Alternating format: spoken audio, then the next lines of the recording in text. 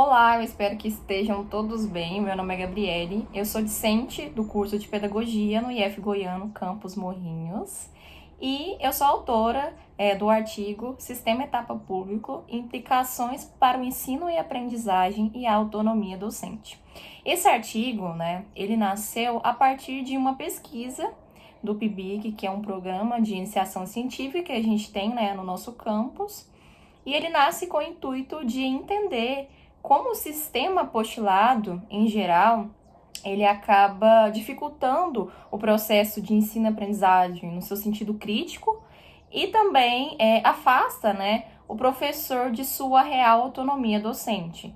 Então, o intuito desse projeto é fazer uma revisão, uma revisão histórica do município de Morrinhos, especificamente, que se localiza em Goiás, e situar como o sistema apostilado que nesse local se aplica contribui para implicações no processo de ensino e aprendizagem e também no trabalho docente.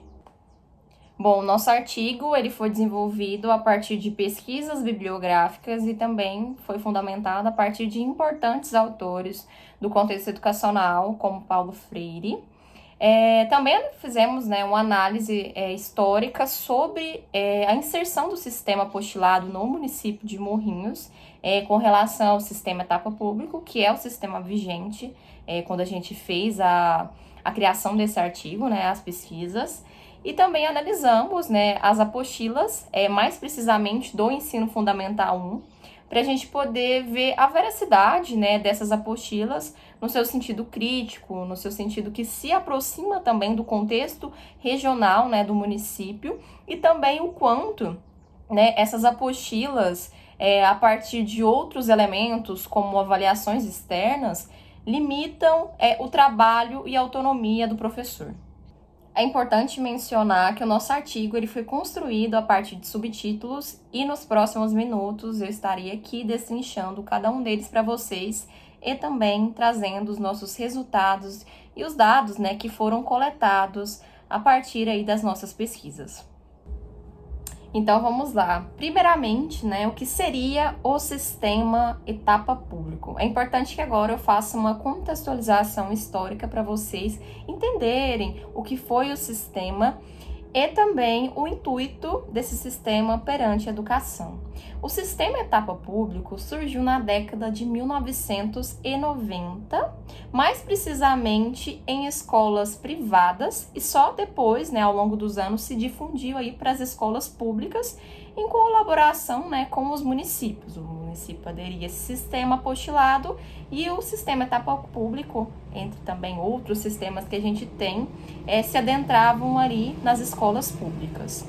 E o que acontece? O intuito desses sistemas apostilados é, em muitas vezes, a padronização do ensino.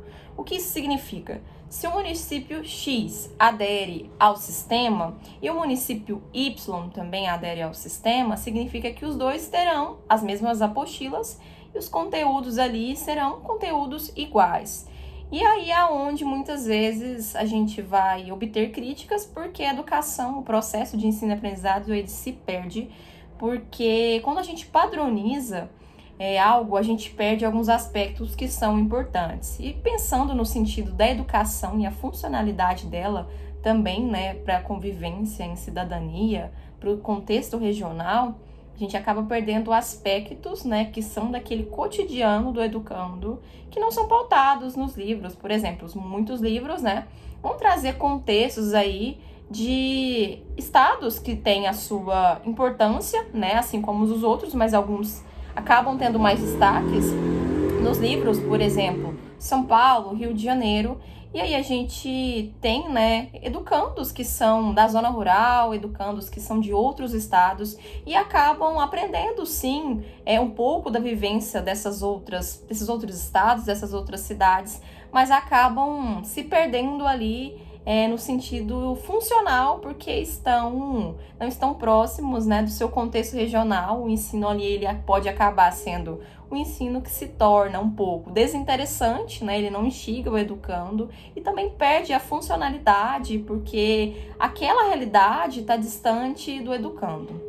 Outro fato que também é importante que eu mencione, além da perca regional e cultural, é também que essas apostilas, esses sistemas apostilados, conteúdos que estão ali presentes, estão interligados, né, a variações externas. Então, isso acaba tirando a autonomia do professor, porque a atenção está voltada, né, para o resultado e não para o ensino, né, e não para a aprendizagem. Então, o professor acaba perdendo a sua autonomia nessa questão de ser, né, condicionado a entregar as apostilas, né, esse trabalho com as apostilas, ter um bom resultado nas avaliações externas, e acaba que o professor tem o seu trabalho ali automatizado, né, com algo que já está pronto, e ele acaba perdendo a sua autonomia, o seu poder de criatividade, ainda que sim seja possível que ele traga aspectos, né, regionais, englobe nessa questão ali das aulas, mas a gente sabe que é difícil porque o tempo, né, o tempo ele é curto, as exigências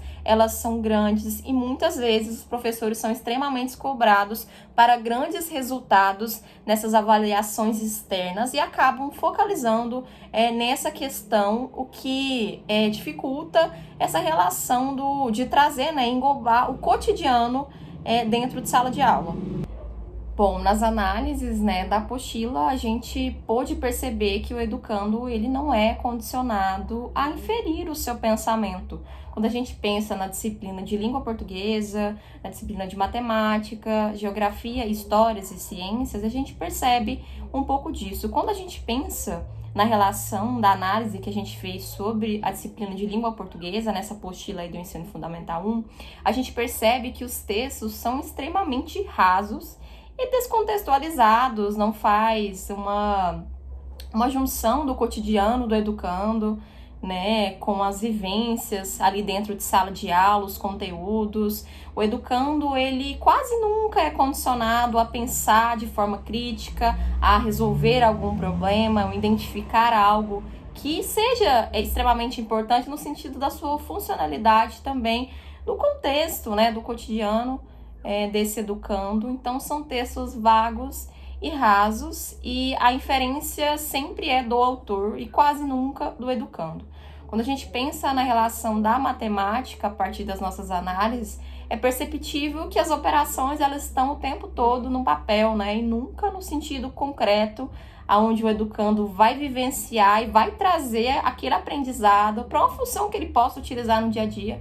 Quando a gente pensa na matemática, né, quantas e quantas oportunidades a gente tem, né, de trazer o contexto dos educandos, seja no supermercado, né, que a gente pode sim trabalhar a relação ali monetária. Então, a gente tem diferentes possibilidades, e essa relação de trazer as operações somente no papel, a gente acaba perdendo essa funcionalidade da educação que a gente tem referente à matemática. Quando a gente pensa na geografia, onde mais é explícito a questão do contexto regional. Não é pautado o estado do educando, né? A gente não encontrou lá um contexto que esteja associado ao estado de Goiás. Então, são outros estados, outras vivências, outras realidades. O que é importante que o educando também conheça, mas ele precisa, primeiramente, também conhecer a sua região. Quando a gente pensa na relação da ciência, a gente também tem a oportunidade de trazer ali experiências concretas para que o estudante desenvolva a sua criatividade, né, traga um sentido funcional também, mas a gente não encontra esse tipo de situação. O livro didático ele não traz essa oportunidade para as crianças de se desenvolverem a partir do sentido concreto das vivências. E no sentido da disciplina de história, é a disciplina que, a partir das análises, a gente pôde observar que sim, ela faz inferência à história da criança, mas tão somente só essa disciplina trazer esse sentido para que a criança se reconheça, o educando se reconheça, não é suficiente. É onde a gente perde disciplinas que são importantes, que têm uma funcionalidade, né, para a vida, no cotidiano, e isso acaba sendo perdido porque a maioria das experiências são muito vagas, são rasas e são pautadas tão somente ali no papel. Elas não têm essa transferência do papel para o concreto, da escola para a cidadania, né, do cotidiano do educando para dentro de sala de aula. Então, o ensino-aprendizagem ali, no sentido crítico, ele acaba se perdendo. É importante destacar que, apesar das nossas análises, a nossa maior dificuldade foi em relação a esse apanhado histórico, né, de como o sistema se inseriu no município de Morrinhos. A gente sabe que antes do sistema etapa público, eles utilizaram o sistema Pomares, né, que foi um aliado no tempo da pandemia, para a continuidade do ensino. E depois, né, em 2021, se inseriu o sistema etapa público em Morrinhos, juntando aí a relação das apostilas, da formação docente também, e essa padronização do ensino. Então, a nossa maior dificuldade foi essa questão de conseguir documentos para poder aprofundar as nossas pesquisas. Entramos em contato, né, com o município, com a questão aí da questão da educação, né, que é a Secretaria da Educação, e a gente acabou não conseguindo esse contato, o que dificultou que a gente pudesse trazer algo fundamentado, algo aprofundado. Então, a gente teve essa dificuldade nas nossas pesquisas, mas ainda assim avançamos, fizemos a nossa análise, né, dos livros, das biografias disponíveis também, mas é importante a gente destacar essa nossa dificuldade, né, devido a essa falta de contato, né, referente à Secretaria de Educação do município.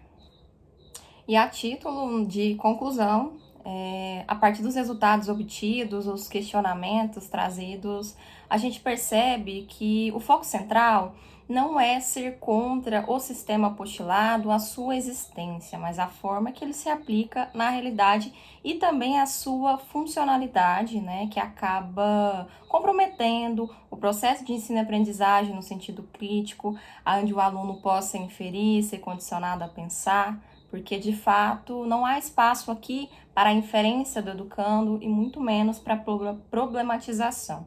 Em referência ao trabalho do professor, o trabalho ele acaba sendo mecânico, aonde o professor ele não planeja, ele apenas executa aquilo que essa receita de bolo trouxe para ele. Então, o aprendizado, ele é construído, né, a partir das vivências dos educandos. Então, os alunos, eles precisam ter voz, a educação, os conteúdos devem ser contextualizados com a realidade deles, com o ambiente onde ele vive, ao contexto regional, cultural, social. Os professores também, né, têm o direito de sair desse papel de executor e também pode tá aí, né, adentrando no papel daquela pessoa que planeja, daquele profissional que pode ter autonomia, uma criatividade. E quando a gente pensa nessa inserção das apostilas, essa busca constante pelos resultados, né, onde a qualidade ela acaba se perdendo, a gente encontra um professor que apenas transfere conhecimento e é minado em sua capacidade de construir novos caminhos e também novas possibilidades. Então, não é questionar em si a existência ou não das apostilas, mas a forma que ela se aplica, porque a educação ela é construída de forma coletiva, né? O professor ele não pode apenas transferir o conhecimento, o educando ele tem que pensar, tem que ser convidado a inferir. E a gente fala tanto, né, da educação que emancipa, que traz uma autonomia, e essas apostilas acabam perdendo, né, acabam contribuindo para a perca dessa possibilidade. E foi um prazer construir esse artigo, foi um prazer conhecer mais um pouco, né, do universo dos livros didáticos, das apostilas didáticas, questionar coisas que às vezes a gente deixa de lado, porque essas apostilas muitas vezes são vendidas como uma solução mágica, como uma organização, mas a que custo, né? E só fazendo essas análises, na verdade, só olhando esse contexto, avaliando as apostilas e colocando ali também em prática os nossos contextos, né, o que a gente acredita que é essa educação, que a gente pode perceber o quanto a qualidade da educação é perdida, o quanto a autonomia e a criatividade, tanto quanto do professor, tanto quanto do aluno, é minado. Eu agradeço a oportunidade de apresentar o artigo, né? E faço aqui meus agradecimentos a vocês e espero que tenham gostado. Fica aqui os meus sinceros agradecimentos e o meu abraço.